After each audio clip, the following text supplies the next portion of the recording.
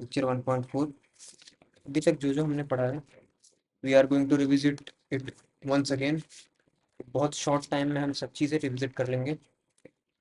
Number system, एक straight line, irrational number और decimal expansion of real number को हम एक स्ट्रेट लाइन में प्लॉट कर सकते हैं। Dividend is equal to divisor into quotient plus remainder होता है, जहाँ डिविडेंड होता है जिससे डिवाइड कर, जहाँ डिवाइजर होता है जिससे डिवाइड कर रहे हो, डिविडेंड होता है जिसे डिवाइड कर रहे हो, और कोशेंट होता है जितना आ रहा है डिवाइड करने पर, रिमाइंडर होता है जो बचता है डिवाइड करने पे। इसके बाद आती है यूक्लिड्स डिवीजन की लेमा, जो कि HCF of two numbers find करने में यूज होती है। अच्छा, तो यूक्लिड एक मैथमेटिशियन थे जिन्होंने एक लेमा दी। अब यूक्लिड्स डिवीजन लेमा देखने से पहले हम फंडामेंटल थ्योरम ऑफ अरिथमेटिक देखते हैं, जिसमें हमें पता चलता है कि हर composite number can be expressed as product of primes in a unique way. हर एक कंपोजिट नंबर को प्रोडक्ट ऑफ प्राइम्स के रूप में एक्सप्रेस किया जा सकता है, जो कि यूनिक होगा। 2 इंटू 3 अगर 6 है, 4 इंटू, या सर 2 इंटू 7 अगर 14 है, तो वो 14 ही होगा।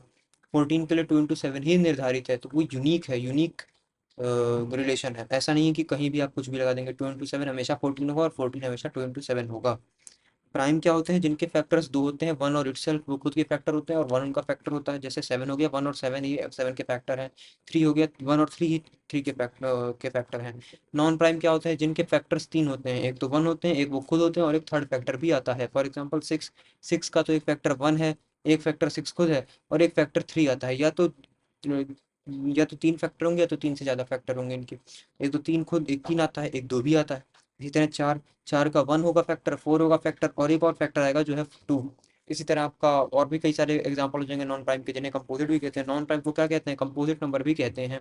नॉन प्राइम के और के एग्जांपल हो गए, 6 हो गया एग्जांपल, 4 हो गया एग्जांपल, 12 हो गया एग्जांपल, 16 हो गया एग्जांपल, 25 हो गया एग्जांपल, 36 हो गया एग्जांपल, 92 हो गया एग्जांपल।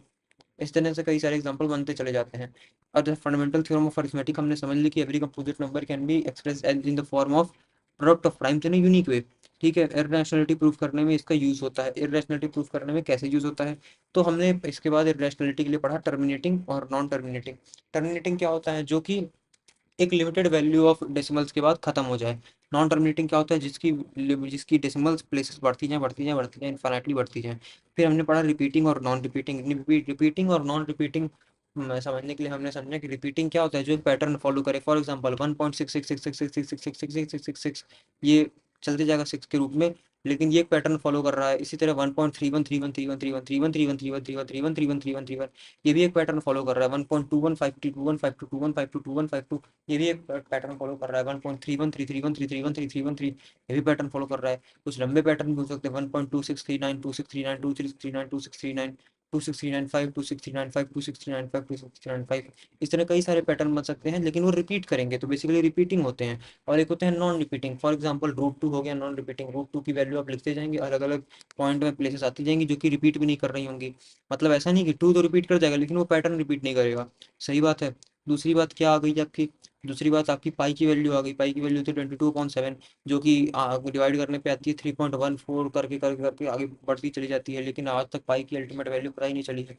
आज तक आप डिवाइड करते जाइए, आंसर आता जाएगा। सुपर कंप्यूटर तक में फेल हो गया है पाई की वैल्यू निकालने में। वो बात छोड़ते हैं, आते हैं यूक्लिड्स के डिवीजन लेमा पर। यूक्लिड्स का डिवीजन लेमा, अब हमने यूक्लिड की फंडामेंटल थ्योरम ऑफ अरिथमेटिक पढ़ ली है, तो हम यूक्लिड्स के डिवीजन लेमा पे आ जाएंगे। अच्छा, फंडामेंल थ्योरम का क्या मतलब होता है? फंडामेंटल का सीधा मतलब होता है कि जो एकदम बेसिक हो। थ्योरम का मतलब होता है रूल इन मैथमेटिक्स, एक थ्योरी जो मैथमेटिक्स है, एक आइडिया जो मैथमेटिक्स में है, उसे हम थ्योरम के नाम से जानते हैं। Rule which can be shown as true, जो कि ट्रू शो किया जा सके, वह है थ्योरम। और अरिथमेटिक क्या है? जो हाँ प्लस माइनस, जहाँ D plus minus divide multiply हो, वो है अरिथमेटिक। अच्छा, यूक्लिड का डिवीजन लेमा क्या कहता है? यूक्लिड का डिवीजन लेमा ये कहता है कि एक्स और वाई जो है वो पॉजिटिव इंटीजर हैं। अगर कोई दो एक पॉजिटिव इंटीजर है जिनका नाम है एक्स और वाई, और कोई दो तो हमेशा उनके लिए कोई दो यूनिक इंटीजर होंगे, क्यू और आर। अगर कोई दो इंटीजर हैं एक्स और वाई, तो उनके लिए हमेशा दो इंटीजर होंगे, क्यू और आर, जो कि किस फॉर्म में होंगे? जो कि किस फॉर्म में होंगे? जो कि इस फॉर्म में होंगे, X equal to Y Q plus R. अच्छा, X equal to Y Q plus R कुछ देखा देखा लग रहा है क्या? X equal to Y Q plus R कुछ देखा देखा लग रहा है क्या? X equal to Y Q plus R कुछ समझा सुना सुना सा लग रहा है क्या? अगर हम ध्यान दें, X equal to Y Q plus R और कुछ नहीं, X equal to Y Q plus R और कुछ नहीं, अगर ध्यान दिया जाए तो वो साधारण रूप में हमारा डिवाइजर, ये वाला फॉर्मूला ही है। Dividend is equal to divisor into quotient plus remainder. X is equal to Y Q plus R. क्या ये बात समझ में आ रही है? Dividend is equal to divisor into quotient plus remainder. क्या ये बात समझ में आ रही है? ठीक है, बहुत अच्छी बात, बहुत अच्छी बात, बहुत प्यारी बात। X is equal to Y Q plus R. कोई बात नहीं, कोई बात नहीं, समझ गए, समझ गए। एक्स क्या है? पॉजिटिव इंटीजर है। वाई क्या है? पॉजिटिव इंटीजर है। क्यू क्या है? यूनिक इंटीजर है। आर क्या है? यूनिक इंटीजर है। क्या ये बात समझ में आ गई? क्या ये बात समझ में आ गई? बहुत अच्छा। अच्छा, आर की वैल्यू क्या होगी? जीरो से बड़ी होगी आर, और वाई से छोटी होगी। जीरो से या तो इक्वल होगी या बड़ी होगी, या वाई से छोटी होगी। आर की वैल्यू हमेशा इस रेंज में लाई करेगी। ये आर की वैल्यू की रेंज है, यानी इससे ना ऊपर जाएगी ना इससे नीचे जाएगी। ये आर की वैल्यू की रेंज है, ये आर की वैल्यू की रेंज है। अच्छा, ग्रेटेस्ट कॉमन डिवाइजर जो होता है, ग्रेटेस्ट कॉमन डिवाइजर जो होता है वो क्या होता है? ग्रेटेस्ट कॉमन डिवाइजर मतलब ग्रेटेस्ट ऐसा नंबर, ऐसा सबसे बड़ा नंबर जो एक्स और वाई दोनों को डिवाइड कर दे। ऐसा सबसे बड़ा नंबर जो एक्स और वाई दोनों को डिवाइड कर दे। एक्स और वाई दोनों को डिवाइड कर दे, ऐसा सबसे बड़ा नंबर। अच्छा, मान लो ऐसा नंबर एक पी है, तो पी क्या हो जाएगा? एक्स और वाई का ग्रेटेस्ट कॉमन डिवाइजर हो जाएगा। पी क्या हो जाएगा? एक्स और वाई का ग्रेटेस्ट कॉमन डिवाइजर हो जाएगा। अच्छा, पी कोई इंटीजर है, तो अगर ये पर अच्छे से डिवाइड कर दे दोनों को, यानी परफेक्टली डिवाइड कर दे दोनों को, यानी डिवीजन करने पे इंटीजर आ जाए, तो ये दोनों का ग्रेटेस्ट कॉमन डिवाइजर हो जाएगा। और ये ग्रेटेस्ट हो, इससे बड़ा कोई भी नंबर इन दोनों को डिवाइड ना करे। अच्छा ठीक है, अच्छी बात है। इस तरह एल्गोरिथम क्या होती है? एल्गोरिथम होती है process of solving problem. Process of solving problem को क्या कहते हैं? एल्गोरिथम कहते हैं। कोई भी प्रॉब्लम किस तरह से सॉल्व करते हैं? एल्गोरिथम की मदद से सॉल्व करते हैं। एल्गोरिथम मतलब process of solving problem, process of solving problem, process of solving problem. बहुत अच्छे, बहुत अच्छे, बहुत अच्छी बात है, बहुत अच्छी बात है। अच्छा, इसके आगे हमने फिर से एक बार यूक्लिड्स की डिवीजन लेमा को हमने गो थ्रू किया, और एक बार फंडामेंटल थ्योरम को गो थ्रू किया। उसके बाद हम एक बार आगे यहाँ पे हम देखने की every composite number can be shown as product of prime number. बहुत अच्छी बात है। यहाँ हमने इसका मैथमेटिकल एक्सप्रेशन देख लिया कि ए अगर कोई कंपोजिट नंबर है तो उसके जो प्रोडक्ट वो क्या होगा? वो पी नॉट का मल्टीप्लिकेशन पी वन से, का मल्टीप्लिकेशन पी टू से, और ऐसे ही चलते रहेगा पी एन तक। पी क्या है? ये P nought P one P two क्या है? ये सब के सब प्राइम नंबर्स हैं। ये सब के सब क्या हैं? ये सब के सब प्राइम नंबर्स हैं। ये सब के सब क्या है? प्राइम नंबर्स हैं। अच्छा, ए नॉट, ए क्या है? ए है एक कंपोजिट नंबर। ए है एक कंपोजिट नंबर। तो कंपोजिट नंबर कैसे बना? कंपोजिट नंबर कैसे बना? कंपोजिट नंबर कैसे बना? वो प्रोडक्ट ऑफ प्राइम से बना, प्रोडक्ट ऑफ प्राइम से बना, प्रोडक्ट ऑफ प्राइम से बना। क्या ये बात समझ में आ गई? क्या ये बात समझ में आ गई? बहुत अच्छी बात है। अगला हम बढ़े आगे इर्रेशनल नंबर की ओर। Number which can not be written in the form of P by Q where Q is not equal to zero. एक ऐसा नंबर जो पी बाई क्यू के फॉर्म में नहीं लिखा जा सकता, जो पी बाई क्यू के फॉर्म में नहीं लिखा जा सकता, where Q is not equal to zero, यानी इस फॉर्म में जो लिखा ही नहीं जा सकता, वह है इर्रेशनल नंबर। एग्जाम्पल में हमने क्या लिख दिया? एग्जाम्पल में हमने लिख दिया रूट टू। रूट टू के साथ रूट थ्री आ जाएगा, रूट थ्री के साथ पाई आ जाएगा। क्या ये बातें समझ में आ गई हैं? क्या ये बातें समझ में आ गई हैं? क्या ये बातें क्लियर हो गई हैं? क्या ये बातें क्लियर हो गई हैं? आगे बढ़ते हैं रेशनल नंबर की ओर। रेशनल नंबर क्या होता है? रेशनल नंबर क्या होता है? A number which can be written in the form of P by Q where Q is not equal to zero. क्या ये बात समझ में आई है? जहाँ Q is not equal to zero हो और पी बाई क्यू का फॉर्म हो, ऐसे फॉर्म में जहाँ लिखा जा सके, तो उस जिस चीज को लिखा जा सके वो है रेशनल नंबर। वो क्या है? Rational number. वो क्या है? Rational number. तो अगर हम एग्जांपल लें तो 14/10 हो गया एक रेशनल नंबर। इसको 1.4 के फॉर्म में लिखा जा सकता है। यहाँ Q is not equal to zero, denominator zero नहीं है। इसी तरह 141/100 भी हो गया। क्या ये बात समझ में आ रही है? क्या ये बात बहुत अच्छे से समझ में आ रही है? अच्छा, नॉन टर्मिनेटिंग नॉन रिपीटिंग क्या होते हैं? इरेशनल होते हैं। Non terminating non repeating irrational कैसे होते हैं? नॉन टर्मिनेटिंग नॉन रिपीटिंग आखिर इरेशनल कैसे होते हैं? क्योंकि टर्मिनेट भी नहीं कर रहे, रुक भी नहीं रहे हैं कि 1.72 यहीं रुक गए, नहीं, ऐसा भी नहीं हो रहा। आगे बढ़ते जा रहे हैं, आगे बढ़ते जा रहे हैं, आगे कुछ ना कुछ आते जा रहा है, और ऐसे आते आते आगे बढ़ते जा रहे हैं, आगे बढ़ते जा रहे हैं, आगे बढ़ते जा रहे हैं। क्या ये बात समझ में आ रही है? और नॉन रिपीटिंग भी है, और नॉन रिपीटिंग भी है। ऐसा भी नहीं कि 1.6 1 6 1 6 1 6 1 ऐसा हो, नहीं, ऐसा नहीं है। चेंज होते जा रहे हैं, चेंज होते, कोई पैटर्न फॉलो नहीं हो रहा, कोई पैटर्न फॉलो ही नहीं हो रहा। तो नॉन टर्मिनेटिंग और नॉन रिपीटिंग हो तो वो इरेशनल की पहचान होती है, इरेशनल की पहचान होती है, पहचान होती है। क्या ये बात समझ में आ गई है? अच्छा, इसके अलावा नॉन टर्मिनेटिंग नॉन रिपीटिंग के अलावा जो कुछ भी है वो रेशनल हो जाएगा। यानी टर्मिनेटिंग हो जाएगा रेशनल, टर्मिनेटिंग क्या हो जाएगा? टर्मिनेटिंग क्या हो जाएगा? रेशनल हो जाएगा। रेशनल क्या होता है? रेशनल हो जाएगा। और और रिपीटिंग भी क्या हो जाएगा? नॉन टर्मिनेटिंग रिपीटिंग, अगर टर्मिनेट नहीं कर रहा है लेकिन रिपीट कर रहा है तो भी रेशनल हो जाएगा, तो भी रेशनल हो जाएगा, तो भी रेशनल हो जाएगा, तो भी रेशनल हो जाएगा। क्यों? क्योंकि इसको पी बाई क्यू के फॉर्म में शो किया जा सकता है, लेकिन इसको पी बाई क्यू के फॉर्म में नहीं शो किया जा सकता। क्या ये बात समझ में आ गई है? क्या ये बात समझ में आ गई है? तो अगर हम कह रहे हैं कि नॉन टर्मिनेटिंग नॉन रिपीटिंग है तो पक्का का पक्का इरेशनल होगा। बहुत अच्छी बात, बहुत अच्छी बात। अच्छा, थ्योरम वन पे आ जाते हैं, थ्योरम वन पे आ जाते हैं। If P divides X cube, अगर पी एक्स क्यूब को डिवाइड कर रहा है, अगर एक्स क्यूब का डिवीजन पी से करने पे परफेक्टली डिविजिबल हो रहा है, देन p डिवाइड्स x, तो p हमेशा हमेशा x को डिवाइड करेगा where x is a positive integer, जहाँ पे x एक पॉजिटिव इंटीजर कहा गया है, and p is a prime number, और p क्या है, प्राइम नंबर कहा गया है। क्या ये बात समझ में आ रही है? अगर एक्स क्यूब पी से डिवाइड करने में परफेक्टली डिविजिबल हो रहा है तो एक्स भी पी से परफेक्टली डिविजिबल होगा, where X is a positive integer, जहाँ एक्स क्या है, एक पॉजिटिव इंटीजर है, और पी क्या है, एक प्राइम नंबर है, और पी क्या है, एक प्राइम नंबर है। एक्स एक पॉजिटिव इंटीजर है, पी एक प्राइम नंबर है। क्या ये बात समझ में आई? क्या ये बात समझ में आई? बहुत अच्छी बात है। P prime number, x positive integer. तो अगर एक्स क्यूब बाई पी ए आ रहा है, जैसे 27 क्या है, 3 का क्यूब है, 3 का क्यूब बाई 3, और 27/3 एक परफेक्टली डिविजिबल है, तो 3 का क्यूब बाई 3, तो 3/3 भी परफेक्टली डिविजिबल होगा होगा होगा होगा। क्या ये बात समझ में आ रही है? क्या ये बात समझ में आ रही है कि नहीं आ रही है? वही चीज़ यहाँ हमने दिखा दी है। वही चीज़ हमने फिर से 64/2 करके दिखा दी है। 64 क्या है, 4 का क्यूब है, तो 4/2 भी परफेक्टली डिविजिबल होगा। होगा कि नहीं होगा? होगा कि नहीं होगा? होगा कि नहीं होगा? होगा ना? होगा ना? बहुत अच्छी बात है, बहुत अच्छी बात है। क्या ये बात समझ में आ गई है? क्या ये बात समझ में आ गई है? क्या ये बात बहुत अच्छे से समझ में आ गई है? क्या ये बात बहुत प्यार से समझ में आ गई है?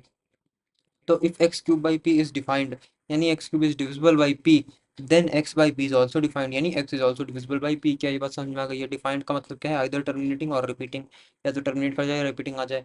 बेसिकली रेशनल हो, बेसिकली रेशनल हो, बेसिकली रेशनल हो। अच्छा, टर्मिनेटिंग का हमने मतलब बता दिया, नॉन टर्मिनेटिंग का हमने मतलब बता दिया, नॉन टर्मिनेटिंग का भी हमने मतलब बता दिया। अच्छा, रिपीटिंग है, लेकिन ये तो रिपीटिंग है, ये भी रिपीटिंग है, तो ये डिफाइंड है। ये दोनों डिफाइंड है, टर्मिनेटिंग भी डिफाइंड है, नॉन टर्मिनेटिंग रिपीटिंग भी डिफाइंड है। लेकिन डिफाइंड क्या नहीं है? तो non terminating and non repeating defined नहीं है। फॉर एग्जाम्पल 22/7, इसी को क्या कहते हैं? इसी को इस सिंबल से जानते हैं, इस सिंबल से जानते हैं। इसको क्या नाम दूं? इस सिंबल को मैं क्या नाम दूं? तो इस सिंबल को मैंने पाई नाम दे दिया। इस सिंबल को मैंने ही नहीं, पूरी जगत ने पाई नाम दे दिया। इस सिंबल को मैंने ही नहीं, पूरी जगत ने पाई नाम बोल दिया। भास्कर बोलिए पाई पाई पाई पाई पाई। ठीक है, अच्छी बात है। 22/7 का एंड नहीं आता, क्यों? क्योंकि ये नॉन टर्मिनेटिंग और नॉन रिपीटिंग है, ये रिपीट भी नहीं करता अपने आप को और टर्मिनेट भी नहीं होता है। बहुत अच्छी बात है, बहुत अच्छी बात है। अच्छा, डिफाइंड क्या है? तो non terminating and repeating defined है, या non terminating and non repeating defined है? एक मिनट, एक मिनट। नॉन टर्मिनेटिंग और रिपीटिंग डिफाइंड है, non terminating non repeating not defined, not defined है, नॉट डिफाइंड है। क्या ये बात समझ में आ गई है? क्या ये बात समझ में आ गई है? अच्छा, फंडामेंटल थ्योरम ऑफ अरिथमेटिक हमें समझ में आ गई, इरेशनल नंबर हमें समझ में आ गया, रेशनल नंबर हमें समझ में आ गया, रेश थ्योरम वन हमें समझ में आ गई। अच्छा, रिपीटिंग नॉन रिपीटिंग समझ में आ गया, ये सब समझ में आ गया ना? यूक्लिड्स डिवीजन लेमा समझ में आ गया, यूक्लिड्स का डिवीजन लेमा समझ में आ गया, यूक्लिड्स का डिवीजन लेमा भी हमें समझ में आ गया है, यूक्लिड्स का डिवीजन जो लेमा है वो भी हमें समझ में आ गया है। अच्छा, यूक्लिड्स का डिवीजन लेमा क्या था? याद रखना, X is equal to Y Q plus R, where X and Y are positive integer, Q and R unique integer, unique integer. X and Y are positive integer, Q and R unique integer, Q and R unique integer. क्या ये बात समझ में आ गई है? क्या ये बात समझ में आ गई है? बहुत अच्छी बात है, बहुत अच्छी बात है। फंडामेंटल थ्योरम ऑफ अरिथमेटिक क्या कहता है कि composite number product of primes and well के बने हैं। रिलेशनल नंबर क्या है? P by Q, where Q is not equal to zero. ऐसे शो नहीं हो सकते, नहीं हो सकते, ध्यान रखें, नहीं हो सकते। नॉन टर्मिनेटिंग और नॉन रिपीटिंग क्या होते हैं? इरेशनल नंबर होते हैं। फिर से एक बार रिवीजन मार ले रहे हैं हम, बहुत तेजी से रिवीजन हो रहा है। क्या 3 डिजिट्स ऑफ डेसिमल प्लेसेस में ये टर्मिनेट हो जा रहा है? क्या ये बात सही है? रिपीट हो रहा है क्या? ये सब रेशनल हो गए ना, ये सब रेशनल हो गए ना? और इसको रिप्रेजेंट कैसे करते हैं? 1.6666 को रिप्रेजेंट करने के लिए हम 1.6 के ऊपर बार लगा देते हैं। क्या ये बात समझ में आ गई है? क्या ये बात समझ में आ गई है? 1.4444 को रिप्रेजेंट करने के लिए 1.4 के ऊपर हम बार लगा देते हैं। क्या ये बात समझ में आ गई? इसी तरह 1.31313131 को रिप्रेजेंट करने के लिए 1.31 के ऊपर हम बार लगा देते हैं। क्या ये बात भी समझ में आ गई है? इसी प्रकार हम जब non terminating and non repeating देखते हैं तो इररेशनल नंबर होते हैं। नॉन टर्मिनेटिंग और रिपीटिंग के एग्जाम्पल क्या है? Root two root three pi, जो कि 22/7 होता है, जिसकी वैल्यू 3.14 करते करते आते जाती है आगे, आते जाती है आगे। ठीक है, रेशनल नंबर क्या होते हैं? जो कि इस फॉर्म में शो किए जा सकते हैं, P by Q, where Q is not equal to zero, जहाँ डिनोमिनेटर जीरो ना हो और न्यूमरेटर हो एक। तो पी क्यों? क्योंकि पी वाई जीरो डिफाइंड नहीं होता, क्योंकि पी वाई जीरो डिफाइंड नहीं होता। क्या ये बात समझ में आ गई है? थ्योरम वन हमें समझ में आ गई है कि x cube divisible by P, अगर प्राइम नंबर है जहाँ पे पी, तो अगर ये डिफाइंड है तो x cube is divisible by P है, तो x is also divisible by P होगा। क्या ये बात समझ में आ रही है? क्या ये बात भी समझ में आ रही है? क्या ये बात बहुत अच्छे से समझ में आ गई है? इसका प्रूफ भी हमने देख लिया था। अब प्रूफ पे अभी हम ग्रो थ्रू नहीं करेंगे, आप प्रूफ पे बहुत प्यार से गो थ्रू कर सकते हैं। ठीक है, ठीक है, ठीक है। तो हमने फिर से एक बार रिवीजन कर लिया फंडामेंटल थ्योरम ऑफ अरिथमेटिक का, इरेशनल नंबर का, रेशनल नंबर का, थ्योरम वन का, टर्मिनेटिंग का, नॉन टर्मिनेटिंग का, रिपीटिंग का, नॉन रिपीटिंग का। बहुत अच्छे से रिवीजन हो गया है हमारा, 3-4 बार हमने रिवाइज कर लिया है। अब हम आते हैं लेक्चर 1.4 पे, लेक्चर 1.4 पे। अब हमें क्योंकि थ्योरम 1 समझ में आ चुकी है, तो अब हम आगे बढ़ेंगे थ्योरम 2 की ओर। अब हम आगे बढ़ेंगे थ्योरम 2 की ओर। थ्योरम 2 क्या कहती है? तो थ्योरम 2 हमसे पूछती है कि रूट 2 इज इरेशनल। ऐसा तुम्हें किसने कहा? ऐसा तुम्हें किसने कहा? मुझे प्रूफ करके दिखाओ। Prove that, prove, prove to कि रूट टू इरेशनल है। रूट टू इरेशनल है। तो हम इसमें यूज करेंगे method of contradiction. Contradiction, contradiction, contradiction मतलब अगर मैं ये प्रूफ कर दूं कि रूट टू जो है वो रेशनल नहीं है, वो रेशनल नहीं है, अगर मैं रूट टू को नॉन रेशनल, रेशनल नहीं है, तो वो क्या होगा? वो सीधे सीधे ये बता देगा क्या कि रूट टू क्या है एक्चुअल में? इरेशनल है। अगर मैं ये प्रूफ कर दूं कि रूट टू रेशनल नहीं है, तो सीधे सीधे मुझे ये प्रूफ हो जाएगा कि रूट टू इरेशनल है। अब मुझे ऐसा करने के लिए क्या करना होगा? अब मुझे ऐसा करने के लिए क्या करना होगा? तो अब हम मेथड ऑफ कॉन्ट्रडिक्शन का यूज करने वाले हैं। हम यूज करने वाले मेथड ऑफ कॉन्ट्रडिक्शन का। विरोधाभास करके हम ये दिखा देंगे कि रूट टू रेशनल नहीं है, तो इसका सीधा सीधा मतलब ये निकल आएगा कि रूट टू इरेशनल होना ही पड़ेगा, होना ही पड़ेगा। क्या ये बात समझ में आ गई है? क्या ये बात समझ में आ गई है? क्या हमें ये करना चाहिए? लेकिन इसमें थोड़ा आपका दिमाग लगेगा, तो थोड़ा आपको ध्यान लगाना पड़ेगा, थोड़ा आपको ध्यान रखना पड़ेगा, थोड़ा आपको ध्यान देना पड़ेगा, थोड़ा सा अटेंशन पे करना पड़ेगा।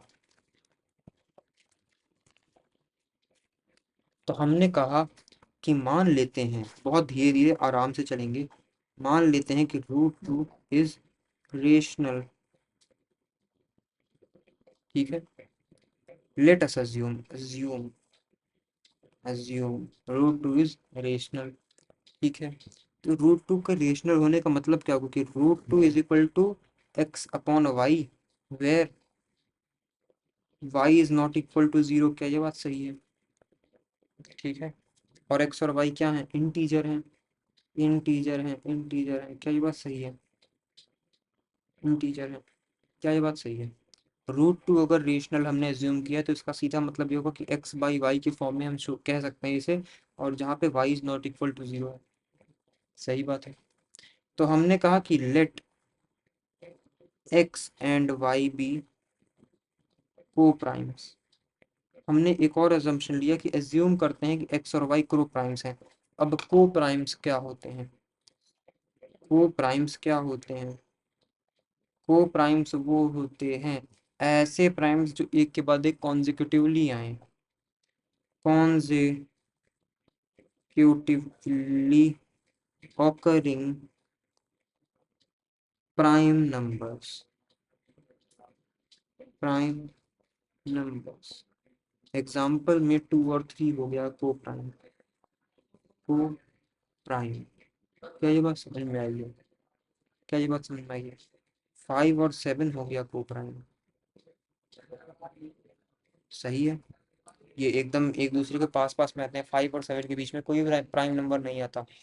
3 और 5 हो गया प्राइम, को प्राइम। 3 और 5 के बीच में कोई प्राइम नंबर नहीं आता, ये प्राइम प्राइम साथ हैं, ये प्राइम प्राइम साथ हैं। 2 और 3 के बीच में कोई प्राइम नंबर नहीं आता, ये प्राइम और प्राइम साथ हैं। ठीक बात है। 7 और 11 भी को प्राइम हो जाएंगे क्या? 7 और 11 भी को प्राइम हो जाएंगे क्या? ये सभी क्या को प्राइम ही नहीं था? क्या ये सभी को प्राइम ही नहीं है? क्या इन सभी को मैं को प्राइम ना कह दूं? बिल्कुल कह सकते हैं। तो मैंने एज्यूम कर लिया है कि एक्स और वाई भी को प्राइम्स हैं, एक्स और वाई भी को प्राइम्स हैं, एक्स और वाई भी को प्राइम्स हैं। अच्छा, इस असम्पशन के बाद मैं क्या करूंगा? तो मैं कहूंगा कि अब ये हो गया कि root two is equal to X upon Y है। ये तो बहुत सीधी बात है, ये तो एकदम मैंने शुरू में एज्यूम किया था, अगर कि रेशनल है तो ये तो होना ही पड़ेगा। तो क्योंकि Y is equal to zero नहीं है, तो मैं दोनों साइड स्क्वायर कर लूँ क्या? रूट टू का स्क्वायर 2 आ जाएगा, root two into root two 2 हो जाएगा, और इधर X square upon Y square हो जाएगा। सही बात है, सही बात है। इसको जब हम सॉल्व करेंगे, तो क्या इसको अगर मैं इधर लाऊं, तो 2y² बनेगा, और ये किसके इक्वल होगा? एक्स स्क्वायर के इक्वल नहीं हो जाएगा क्या? सीधी बात है, वाई स्क्वायर इधर आया, मल्टीप्लिकेशन में हो गया 2y² और यहाँ x² बचा। सही बात है। तो इसका मतलब क्या है कि 2 से मैं किसी इंटीजर के स्क्वायर को मल्टीप्लाई कर रहा हूँ तो वो x² दे रहा है। इसका मतलब अगर मैं इंटीजर का स्क्वायर लिखूं तो वो x² बाई 2 ही आएगा। इसका मतलब x² को 2 से डिवाइड करने पे इंटीजर आता है, क्योंकि इंटीजर का स्क्वायर इंटीजर ही होता है। 2 का स्क्वायर 4 होगा जो कि इंटीजर है, 3 का स्क्वायर 9 होगा जो कि इंटीजर है, 25 का स्क्वायर 625 होगा जो कि इंटीजर है। इंटीजर का स्क्वायर इंटीजर ही होता है। सही बात है, तो इंटीजर ही आएगा। तो अगर इंटीजर आ रहा है तो x² इज डिविजिबल बाई 2 ऐसा लिख सकते हैं। x² इज डिविजिबल बाई 2, क्या ये लिख सकते हैं क्या? इज डिविजिबल बाई 2, क्या ये लिख सकते हैं? तो अगर x² इज डिविजिबल बाई 2 तो हमने थ्योरम 1 में क्या पढ़ा था कि अगर x³ is divisible by 2 and x² is divisible by 2 by p, मान लो बाई p, 2 भी प्राइम है p भी प्राइम है, x is also divisible by p। क्या ये बात हमने पढ़ी नहीं थी? तो अगर x² is divisible by 2, x is also divisible by 2। क्या ये बात सही नहीं होगी? हमने पिछली थ्योरम का यूज कर लिया ना। देखिए यूज कहाँ से आया। बहुत अच्छी बात है, बहुत अच्छी बात है। देखिए यहाँ पढ़ा था हमने, इस जगह पे हमने साफ साफ लिखा है कि if p divides x² then p divides x, where x is a positive integer and p is a prime number. तो यहाँ पे हम सीधे सीधे देख सकते हैं कि ये पॉजिटिव इंटीजर है, स्क्वायर हमेशा पॉजिटिव आता है, स्क्वायर कभी नेगेटिव नहीं आता, और ये प्राइम नंबर है। तो x is also divisible by 2 ऐसा लिख सकते हैं, कोई दिक्कत तो नहीं है? कोई दिक्कत नहीं होनी चाहिए मेरे हिसाब से। तो अब हम आते हैं, अब हम इस बात पे आते हैं, तो हम और देखेंगे x is also divisible by 2, ये बात प्रूफ हो गई क्या? ये एक बात को मैं ऐसे ब्रैकेट में बंद करके ध्यान से रखे रहूँ यहाँ पे सजो के, ताकि इसे मैं आपको भविष्य में याद दिला सकूँ कि ऐसा मैंने कुछ लिखा था। तो मैंने कहा देन एज्यूम करते हैं किसी इंटीजर z के लिए, इंटीजर z है कोई जिसका मल्टीप्लिकेशन 2 से किया जाए, यानी 2z किया जाए तो x आ जाए, क्योंकि x तो डिविजिबल है ना। तो बेसिकली x/2 जो है वो z आ जाए, यानी x को जब 2 से डिवाइड करें, क्योंकि x is also divisible by 2, तो x को जब 2 से डिवाइड करेंगे तो z आ जाए। क्या ये बात समझ में आई? तो ये है आपका 2 और 1 है आपका ये ये ये है 1। तो 1 एंड 2 को जब हम ध्यान से देखते हैं, यानी 2y² is equal to x², और इसको मैं 2 मान रहा हूँ, इसको नहीं। वैसे ये दोनों सेम ही है, बस 2 की जगह का अंतर है, लेकिन मैं फिर भी इसको मान लेता हूँ 2। तो जब हम 1 और 2 को देखते हैं तो हमें ये समझ में आ रहा है क्या कि 2y² जो x² है, इस x² को जब यहाँ स्क्वायर करेंगे तो ये 2z का स्क्वायर बन जाएगा। क्या ये बात सही है? तो जो 2y² है वो x² के बराबर है, x² के बराबर है फ्रॉम इक्वेशन 1। क्या ये बात बहुत अच्छे से समझ में आ रही है कि 2y² है वो x² के बराबर है फ्रॉम इक्वेशन 1? तो मैंने वही चीज लिख दी, लेकिन x जो है वो तो 2z है ना, तो x का स्क्वायर क्या होगा? 2z का स्क्वायर, 2z का स्क्वायर, तो x का स्क्वायर किसके बराबर हो गया? 2z का स्क्वायर। तो क्या 2y का square is equal to 2z का स्क्वायर नहीं हो जाएगा? 2z का स्क्वायर नहीं हो जाएगा? तो 2y का square is equal to 4z² नहीं हो जाएगा क्या? हो जाएगा, हो जाएगा। तो ऐसा करने पे क्या y² is equal to 2z² नहीं हो जाएगा? 2 नीचे जाएगा, 4 से 2 मारेंगे, 2 बचेगा, 2z² हो जाएगा कि नहीं हो जाएगा? तो y² is equal to 2z² है, तो इसका सीधा मतलब है कि y² को 2 से डिवाइड करने पे z² आता है। सही बात है। इसका अर्थ है कि इससे हम ये देख सकते हैं कि y² is divisible by 2, is divisible by 2। क्या ये बात समझ में आ रही है? अगर y² डिविजिबल है तो क्या y भी डिविजिबल नहीं हो जाएगा थ्योरम 1 से? y इज डिविजिबल बाई 2, दिखा दूं सबूत दिखा देता हूँ आपको, आपको विश्वास नहीं होगा। ये लीजिए जनाब, अदालत में आपके सामने पेश है सबूत। अगर p divides X square where p is prime तो p divides X where X is a positive integer.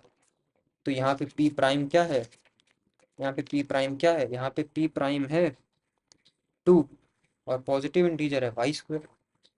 सही बात है, Y square is divided by 2, तो वाई इज डिविजिबल बाई 2। बहुत इजी, बहुत इजी, बहुत सही। तो अगर मैं कह रहा हूँ जनाब कि y भी 2 से डिविजिबल है, y भी, इसको मैं फिर से ब्रैकेट में बंद कर रहा हूँ। इतना सब मैंने कर तो लिया, लेकिन इससे निष्कर्ष क्या निकला कि y भी डिविजिबल बाई 2 है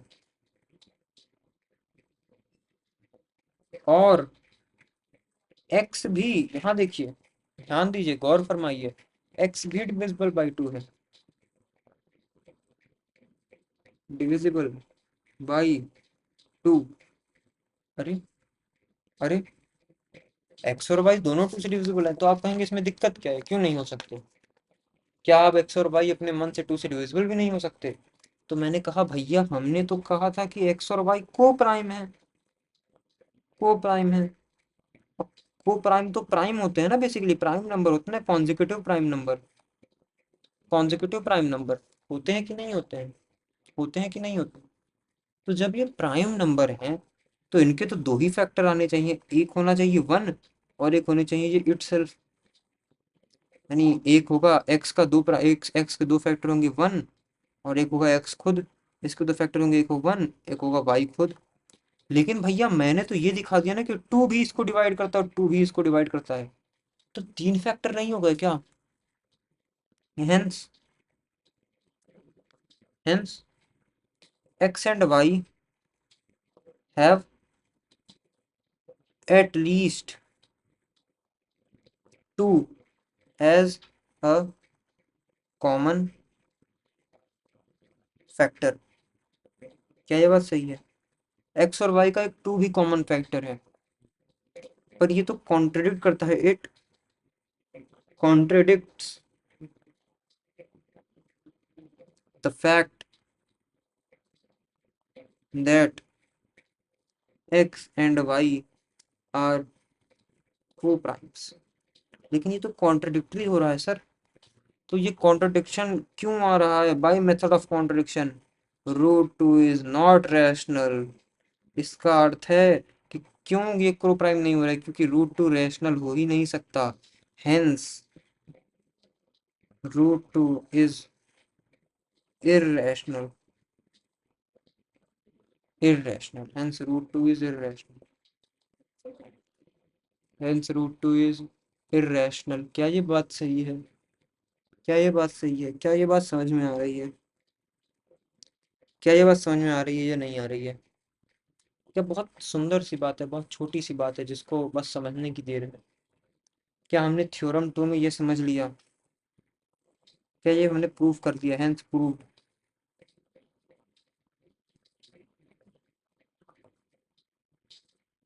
क्या हमने थ्योरम 2 में ये दिखा दिया कि root 2 is rational, root 2 is rational? गलत, इरैशनल। ध्यान दिए कि नहीं दिए? कि हाँ बोल दिए, हाँ हाँ बोलते जा रहे हैं, बस सुनते जा रहे हैं, कुछ ध्यान नहीं दे रहे। ध्यान दीजिए थोड़ा सा, रूट टू इज इरैशनल, ये हमने प्रूफ कर दिया कि नहीं कर दिया? बहुत प्रेम से हमने प्रूफ कर दिया बाय मेथड ऑफ कॉन्ट्रडिक्शन। तो मेथड ऑफ कॉन्ट्रडिक्शन समझ में आया या नहीं आया?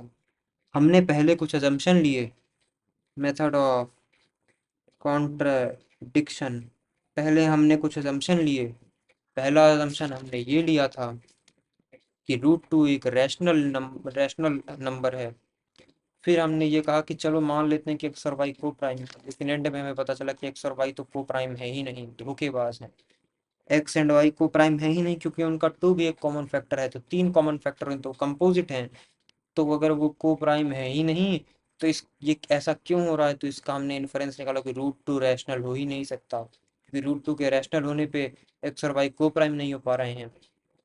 तो hence root two is irrational. तो हेंस हम क्या कह सकते हैं कि रूट टू एक इररेशनल नंबर है। क्या ये बात समझ में आ गई है? क्या ये बात समझ में आ गई है? क्या ये बात बहुत अच्छे से, इसका करना क्या है आपको? अब इस इंफॉर्मेशन का करना क्या है, इसको आपको 2 से 3 बार क्या करना है, रिपीटेडली। पहले तो आपको देखना है कि ये कैसे हुआ, रिपीटेडली सॉल्व करें या रिपीट करें, ये जो ऊपर है इसको रिपीट करें, ये जो ऊपर है ये थ्योरम 2 है, इसके प्रूफ को रिपीट करें, रिपीट द प्रूफ। ठीक है, और जब आप प्रूफ रिपीट करेंगे तो आपको ये भी आ जाएगा कि prove that root 5 is irrational. By method of contradiction हम ये भी प्रूफ कर सकते हैं।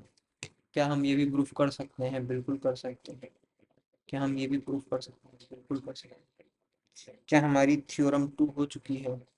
क्या हमारी थ्योरम 2 हो चुकी है? क्या हमारी थ्योरम 2 हो चुकी है? बिल्कुल हो चुकी है। बिल्कुल हो चुकी है। क्या आज की क्लास यहीं तक रखें? क्या आज की क्लास में हमने ये सीखा कि किस प्रकार से हम रूट 2 को रैशनल पहले माने, फिर ये प्रूफ किए कि क्योंकि ये को प्राइम्स जो हमने एक्स और वाई को माना था, ये को प्राइम्स नहीं दिख रहे हैं, इनके 3 फैक्टर आ जा रहे हैं, इसलिए यह कॉन्ट्रडिक्शन क्यों आया, क्योंकि हमने रूट 2 को रैशनल माना था।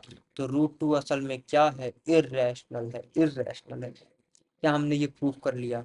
तो जब हमने ये प्रूफ कर लिया तो क्या हम हमारे मन को शांति मिल गई? तो जब हमारे मन को शांति मिल गई तो हमें और आगे बढ़ने की क्या जरूरत है।